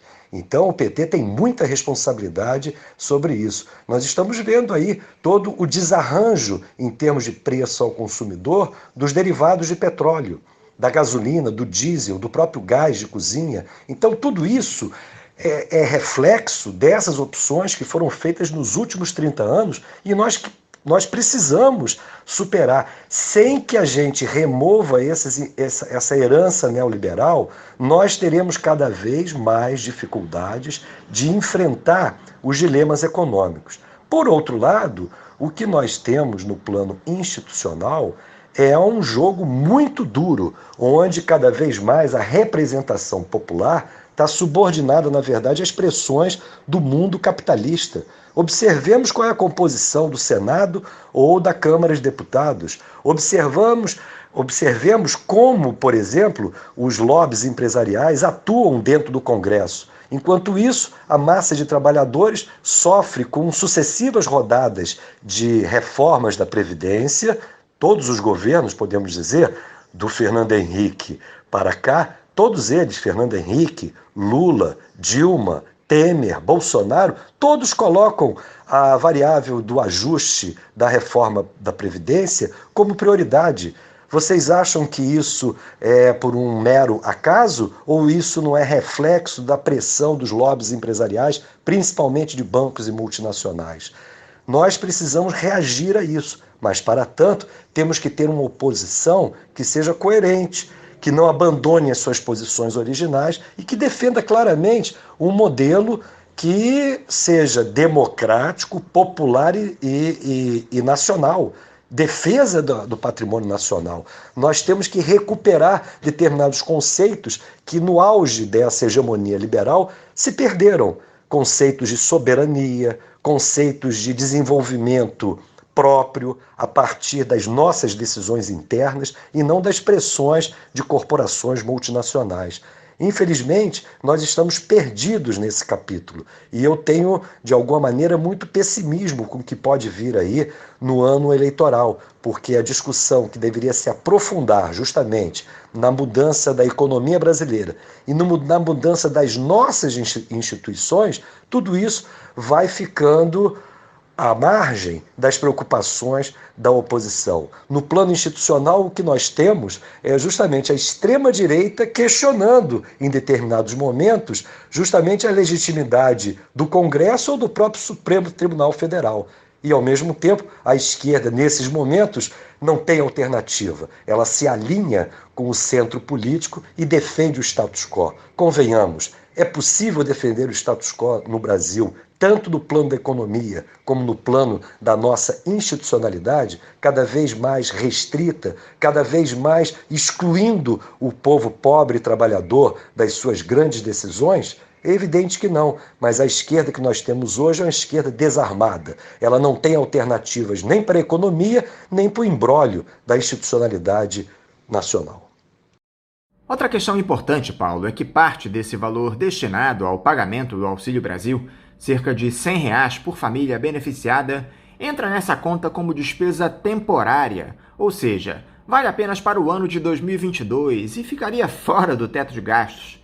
Isso cria um problema para o próximo governo, já que o benefício seria reduzido automaticamente a partir de 2023 para R$ 300.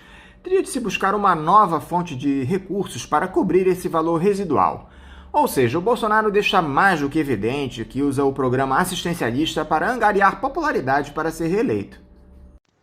Repito, Anderson, que isso faz parte do jogo. Eu até acredito o seguinte: com a instituição do Auxílio Brasil nesse montante dos R$ 400, se houvesse uma oposição séria que soubesse o que fazer a respeito das mudanças na política macroeconômica, esse fato, essa realidade de um Auxílio Brasil mais relevante, ou de um Bolsa Família mais relevante, seria inclusive um dos argumentos importantes para uma reformatação de todo o equacionamento da questão fiscal e orçamentária no país. Nós precisamos rever, de fato, o nosso orçamento. Eu, particularmente, acho que nós deveríamos recuperar o conceito de orçamento da Seguridade Social, que foi abandonado, apesar de ser uma conquista da Constituição de 88, na prática, essa hegemonia liberal dos últimos 30 anos impediu que esse orçamento da Seguridade Social fosse, na prática, viabilizado, fosse, na verdade, praticado. O orçamento da Seguridade Social é composto de um conjunto de receitas relevantes, de modo a custear todas as despesas no campo da saúde pública, no campo da assistência social e no campo da previdência. Esse orçamento da Seguridade Social poderia, inclusive, dar condições de discutirmos de modo mais amplo toda a estratégia de assistência social que nós temos no país, inclusive compatibilizando esses novos valores aí do agora proposto aí no Auxílio Brasil. Eu não vejo isso como um problema para o governo que poderá surgir das urnas o ano que vem e assumirá em 2023. Ao contrário, eu penso que justamente a emergência da pandemia, a necessidade de fortalecermos os investimentos no SUS, entre outros, viabilizaria justamente uma pressão popular para uma mudança da política econômica e uma mudança radical na visão que temos da questão fiscal orçamentária. Essa que é a realidade, mas para tanto, eu repito, há de se ter uma proposta da oposição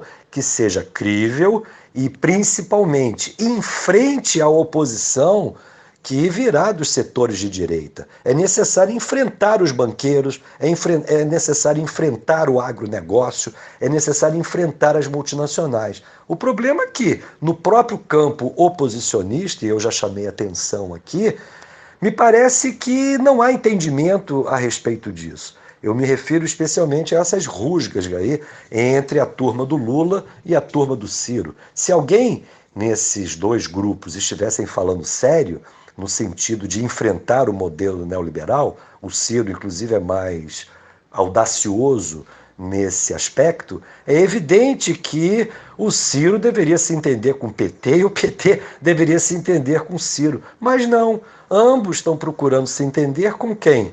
Com a centro-direita. Vocês acham que uma aliança que possa surgir do Ciro com a centro-direita ou do Lula com a centro-direita dará conta de enfrentar esse desafio, de superar o modelo liberal, de enterrar essa herança materializada nesse modelo baseado em juros altos, em câmbio flutuante, em uma política monetária que não favorece ao desenvolvimento, a criação de empregos e principalmente a distribuição de renda? Ora, nós precisamos enfrentar essa questão. E o que eu vejo é que nós estamos hoje muito desaparelhados para isso. É evidente que a vida continua, nós estamos na batalha política e esperamos construir uma nova realidade. Mas hoje o jogo está muito desfavorável ao que eu acho que deveriam ser os interesses populares no país. Não podemos deixar de dizer, Paulo, que o ministro da Economia aceitou entrar na dança. Houve saídas de mais 2 secretários da pasta, só que o Paulo Guedes acabou minimizando esse episódio. Disse que havia muito barulho e falta de comunicação nos últimos dias e que atuou para compatibilizar os interesses da política e do mercado. Garantiu que não há irresponsabilidade fiscal no governo e pediu uma, abre aspas, licença para gastar, fecha aspas. Como é que você observa essa mudança de rumos no Ministério da Economia, Paulo, com o Guedes cedendo às pressões para se manter no cargo, mas provocando a ira do grande capital? Anderson, em primeiro lugar, essa ira do grande capital ela é muito relativa, né? Essa turma pressiona muito para levar algum. Agora, eles são totalmente, no meu ponto de vista, sob o ponto de vista político, domesticados. Isso não passa de uma certa pressão, evidentemente, na defesa dos seus interesses, mas eles vão se acomodar plenamente em relação a, vamos dizer, a nova ordem fiscal que Bolsonaro e Guedes estão impondo. Agora, essa nova ordem fiscal, entre aspas, significa apenas o seguinte: o teto de gastos é inviável, não é possível manter o teto de gastos, essa que é a grande questão. E o próprio mercado financeiro sabe disso. O mercado financeiro pressiona em torno do teto de gastos para obter outras vantagens em outras frentes, como, por exemplo, na questão aí das mudanças pretendidas na área tributária. Vocês observam que a própria discussão a respeito da taxação de lucros e dividendos foi abandonada olimpicamente. Então, esse jogo político necessitaria de ter um vetor, que eu reivindico que deveria ser da esquerda, no sentido de não conciliar com interesses de bancos e multinacionais. Entretanto, nós não temos esse tipo de ator político no jogo que nós estamos observando. Esse que é o grande problema. Não há empecilho algum, sob o ponto de vista fiscal, para esse Auxílio Brasil. Essa que é a questão. O empecilho que existe é de ordem institucional legal e a própria direita vai encontrar uma maneira, como já está encontrando, de contornar esses problemas. A grande questão, a grande lição que fica, é quando há interesse do grande capital, Não existe, de jeito nenhum, restrições orçamentárias. A história mostra isso, inclusive a história recente. Não há restrições para, por exemplo, termos tido, durante a pandemia inclusive, uma transferência importante de recursos para estados e municípios e por parte do próprio governo federal, com a concessão dos auxílios. O auxílio auxílio pandemia e a própria manutenção do Bolsa Família. Note que antes da pandemia existia uma pressão muito grande para a restrição desse direito, especialmente em torno do Bolsa Família. Na medida em que as necessidades se impuseram, naturalmente o governo de plantão encontrou meios de atender aí às pressões orçamentárias por maior liberação de recursos. Podemos discutir para onde foi esse dinheiro, mas o fato é que dinheiro não falta. Essa discussão de que o Estado, a União, tem restrições orçamentárias, isso é muito mais uma visão de luta política, de privilegiar um ou outro setor em detrimento de outros setores, do que propriamente obedecendo a uma racionalidade econômica.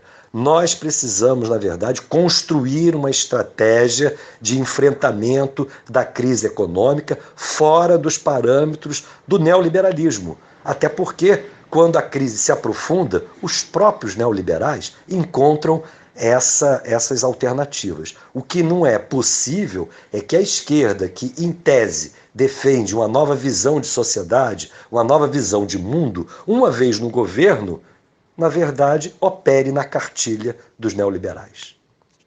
Agora, por que essa turma dos ultraliberais tem tanto medo de ampliar o endividamento público, ainda mais em um momento de crise como esse, Paulo? Os Estados Unidos, por exemplo, acabaram de ampliar o limite da dívida pública em um momento de necessidade. Por aqui só se fala em ajuste fiscal, Paulo, mas ninguém traz para a mesa essa necessidade de se auditar a dívida para ver, de fato, o que nós brasileiros estamos pagando para essa gente que vive do rentismo, nas costas do Estado Nacional. Anderson, um processo de auditagem da dívida pública seria um instrumento político muito importante para elucidar essa prioridade de sucessivos governos com os interesses rentistas no país. Contudo, além da auditoria, é necessário desde hoje que tenhamos claro que o rumo da política econômica, e particularmente da política de administração da dívida pública, deve se alterar completamente. No meu ponto de vista, uma das nossas fragilidades é que nesses últimos 30 anos, de alguma forma, a sociedade brasileira, inclusive através da esquerda, ela naturalizou a política de administração da dívida pública de acordo com o manual liberal. Nós tivemos durante os 13 anos do governo Lula, ou dos governos do PT, Lula e Dilma, nós tivemos uma disciplina em relação aos preceitos liberais que me parece, do ponto de vista político, foi de uma gravidade muito grande. Eu relaciono a isso esse processo de desaparelhamento que a esquerda tem hoje em relação aos dilemas da economia brasileira.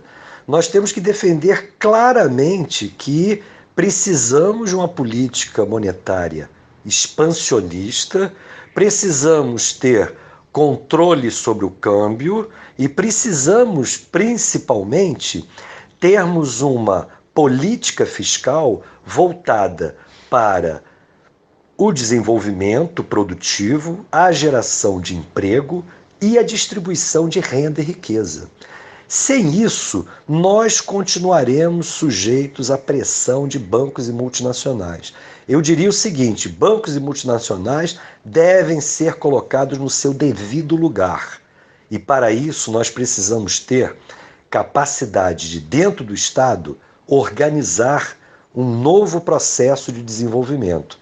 O problema é que o próprio Estado está muito depauperado para esse tipo de tarefa. Esse desmonte que as políticas neoliberais produziram no país nos últimos anos atingiram em cheio, principalmente o próprio Estado, as organizações estatais. Se nós observarmos o que foi feito com as grandes empresas nacionais estatais, Vale do Rio Doce, Companhia Siderúrgica Nacional, Petrobras, entre outras, nós observamos que perdemos em muito a capacidade de pensarmos um novo projeto de desenvolvimento. Mas essa é a tarefa que está colocada para a esquerda, entre outras coisas, através de um processo de auditagem da dívida pública. Que vocês vejam bem, não é consenso essa bandeira no meio da própria esquerda realmente existente, que é como eu, de forma irônica, caracterizo hoje a esquerda no país, a esquerda realmente existente, que na prática está muito distante de qualquer pretensão de alterar as estruturas do país em prol de um projeto nacionalista, desenvolvimentista, de outra qualidade, principalmente para a maior parte da população brasileira, que é composta de gente pobre, trabalhadora e que precisa de um Estado que tenha condições de garantir bem-estar e desenvolvimento produtivo de outro tipo. Sem isso, sem essa ousadia da esquerda em enfrentar os setores hegemônicos representados por bancos e multinacionais, nós continuaremos a, de alguma maneira, patinar sem sair do lugar, ou pior, nos aprofundando na crise. Uma crise que não é somente do Brasil, é uma crise mundial e onde nós precisaríamos ter graus de autonomia. Eu defendo que a gente venha a ter um processo de construção de um projeto alternativo ao neoliberalismo, produzindo justamente condições de reduzirmos as nossas vulnerabilidades externas e criarmos um processo endógeno, interno ao país, sob controle de empresas nacionais e do Estado brasileiro, de um processo de desenvolvimento que nos garanta, de fato, bem-estar para a grande maioria da população brasileira. Sem essas mudanças estruturais no plano da economia e, por que não dizer, no plano da institucionalidade, porque esse conjunto de barbaridades que vem sendo feitas no país nos últimos 30 anos contou com o apoio do Poder Judiciário, do Ministério Público. Então, não é possível pensar numa nova economia, uma economia que defenda o interesse popular, sem também enfrentar o dilema institucional que nós temos hoje no país. Então, essas são, no meu ponto de vista, as grandes debilidades de uma força efetivamente de oposição no Brasil. Nós precisamos ter uma estratégia de natureza econômica e uma estratégia de natureza político-institucional. E discutir claramente isso com a população, com o povo, que pode ser a principal base, e deve ser a principal base para essas transformações de caráter progressista que nós precisamos. Curioso é que nessas horas a mídia dominante esquece que o Paulo Guedes tem parte dos seus recursos garantidos em uma empresa offshore nas Ilhas Virgens Britânicas, Paulo, bem como o presidente do Banco Central, Roberto Campos Neto. Isso mostra a natureza aí da nossa elite, não é? A elite dominante, a elite que está à frente, inclusive, desse poderoso sistema financeiro nacional. Tanto o Paulo Guedes como o Roberto Campos, eles possuem essas contas em paraísos fiscais, bem como a nata da burguesia brasileira. Ou vocês acham que isso é uma exceção? Essa é a natureza dessa elite. Ela é cosmopolita, ela se enquadra nos ditames aí da economia internacional, guiada justamente pelos interesses do sistema financeiro, e acha que esse é o melhor dos mundos. Vocês acham que essa turma frequenta aí a periferia do Grande Rio, a periferia da Grande São Paulo, conhece Capão Redondo ou Belfor Roxo? É evidente que não. Essa turma pensa com a cabeça do Leblon, com a cabeça de Wall Street. Então, essa é a realidade. Agora, por que a oposição brasileira não trabalha de maneira consequente em torno disso? Por que a oposição brasileira concilia com esses interesses? Por que a oposição brasileira de esquerda, seja a lulista, seja a cirista, procuram alianças com a centro-direita, justamente a representação política dessa gente que comanda a economia brasileira nos últimos 30 anos? Com isso, eu quero apenas apontar as incongruências dos setores que hoje se dizem na oposição. Ou seja, essa oposição, ela infelizmente, a que está aí, da esquerda realmente existente, me parece, ela não procura consolidar e pavimentar um caminho alternativo ao neoliberalismo no país. É isso que é o nosso maior problema. Nós não podemos continuar reclamando dos neoliberais como se coubesse a eles fazer o que nós, idealisticamente, pensamos. Nós que pensamos de forma alternativa, temos que organizar nossas ideias e nossas bases populares de acordo com o que imaginamos. Nos falta, na verdade, coerência, nos falta propostas concretas e nos falta também um pouco de coragem, né? Paulo, o brasileiro passa fome, procura restos de comida no lixo, disputa ossos nos frigoríficos, o desemprego e a inflação nas alturas. Um botijão de gás já custa mais de R$100. Milhares de pessoas vivem em situação de rua, o caos social se amplia e a comoção dos ultraliberais se dá pela quebra do teto de gastos. Tá tudo errado, Paulo. As prioridades estão todas trocadas nesse país.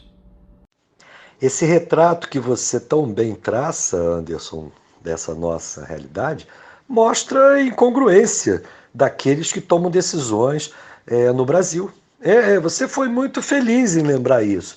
Nós temos um governo aí que é objeto de escândalo no mundo afora, não é? Seja pela questão aí do posicionamento do governo Bolsonaro em relação à pandemia, seja em relação à questão do meio ambiente, particularmente os problemas que a própria comunidade internacional levanta em relação à Amazônia, no momento onde nós temos a destruição do nosso cerrado, em meio à badalação do agronegócio. Então, não há coerência. Não há coerência do lado, vamos dizer, da direita. Por isso que nós precisamos de uma esquerda coerente.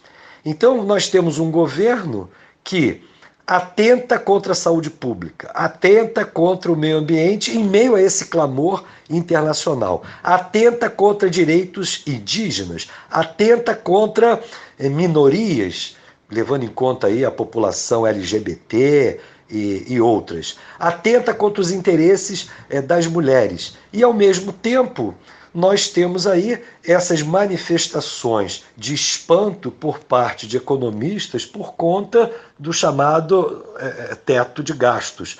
Realmente é uma incongruência total. Essa gente parece que não se toca a respeito da realidade. Pouco importa a situação de milhões e milhões de famílias brasileiras em situação desesperadora nesse momento. Por isso que eu acho, não é possível apostar na direita, não é possível apostar nas terapias defendidas pela direita através principalmente dessa mídia dominante. Mas quando a gente olha para as forças de oposição, eu pelo menos tenho essa impressão, a debilidade é muito grande, porque boa parte desses princípios neoliberais foram absorvidos pela esquerda realmente existente. Então, a questão central que se coloca hoje no país, e isso de alguma maneira pode decepcionar a muitos, mas são as tarefas históricas que estão colocadas à nossa frente. É necessário reconstruir uma esquerda capaz de defender reformas estruturais no país em prol da defesa nacional, popular e democrática de uma sociedade que precisa encontrar caminhos para se colocar de pé. O Brasil, a gente já bateu nessa tecla inúmeras vezes, é um país absolutamente viável, mas ele precisa de direção. A direção hoje é comandada justamente por essa elite cosmopolita que está acoplada a interesses internacionais. Esse episódio aí dos paraísos fiscais mostra muito bem isso, e nós precisamos retomar o país a partir dos nossos interesses. Interesses de quem? Não dessa elite cosmopolita, mas no interesse da imensa maioria da população brasileira, que precisa de emprego, precisa de desenvolvimento produtivo e precisa de democracia. Democracia de massa, democracia participativa, democracia que não se limite ao comparecimento numa urna eletrônica de 2 em 2 anos. Essa é a grande lição que esses 30 últimos anos nos deixa.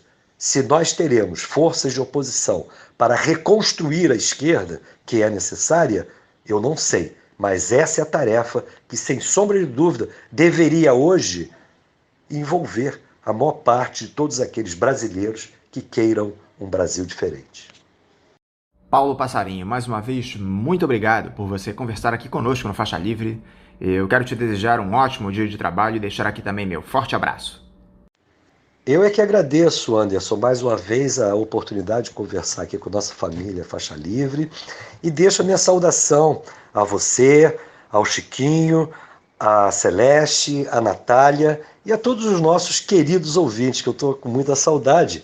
Mas eu espero aí a gente resolvendo os nossos problemas aí estruturais. Não é somente o Brasil que tem problemas estruturais, o programa Faixa Livre também. Então, resolvendo nossos problemas estruturais, eu espero voltar aí ao nosso programa, dividindo aí a apresentação do programa contigo, Anderson. Um forte abraço a todos os nossos ouvintes, principalmente a essa família maravilhosa que o Faixa Livre conseguiu construir nesses 26, 27 anos de trabalho e a toda a equipe de trabalho aí. Você, repito, o Chiquinho, a Celeste e a Natália. Um forte abraço a todo mundo. Conversamos aqui com o economista Paulo Passarinho. E vamos encerrando a edição de hoje do Faixa Livre, convidando todos vocês para amanhã, a partir das 8 da manhã, estarem novamente aqui ligadinhos na Rádio Bandeirantes 860 AM, para mais uma edição do nosso programa. Um abraço a todos vocês e até amanhã!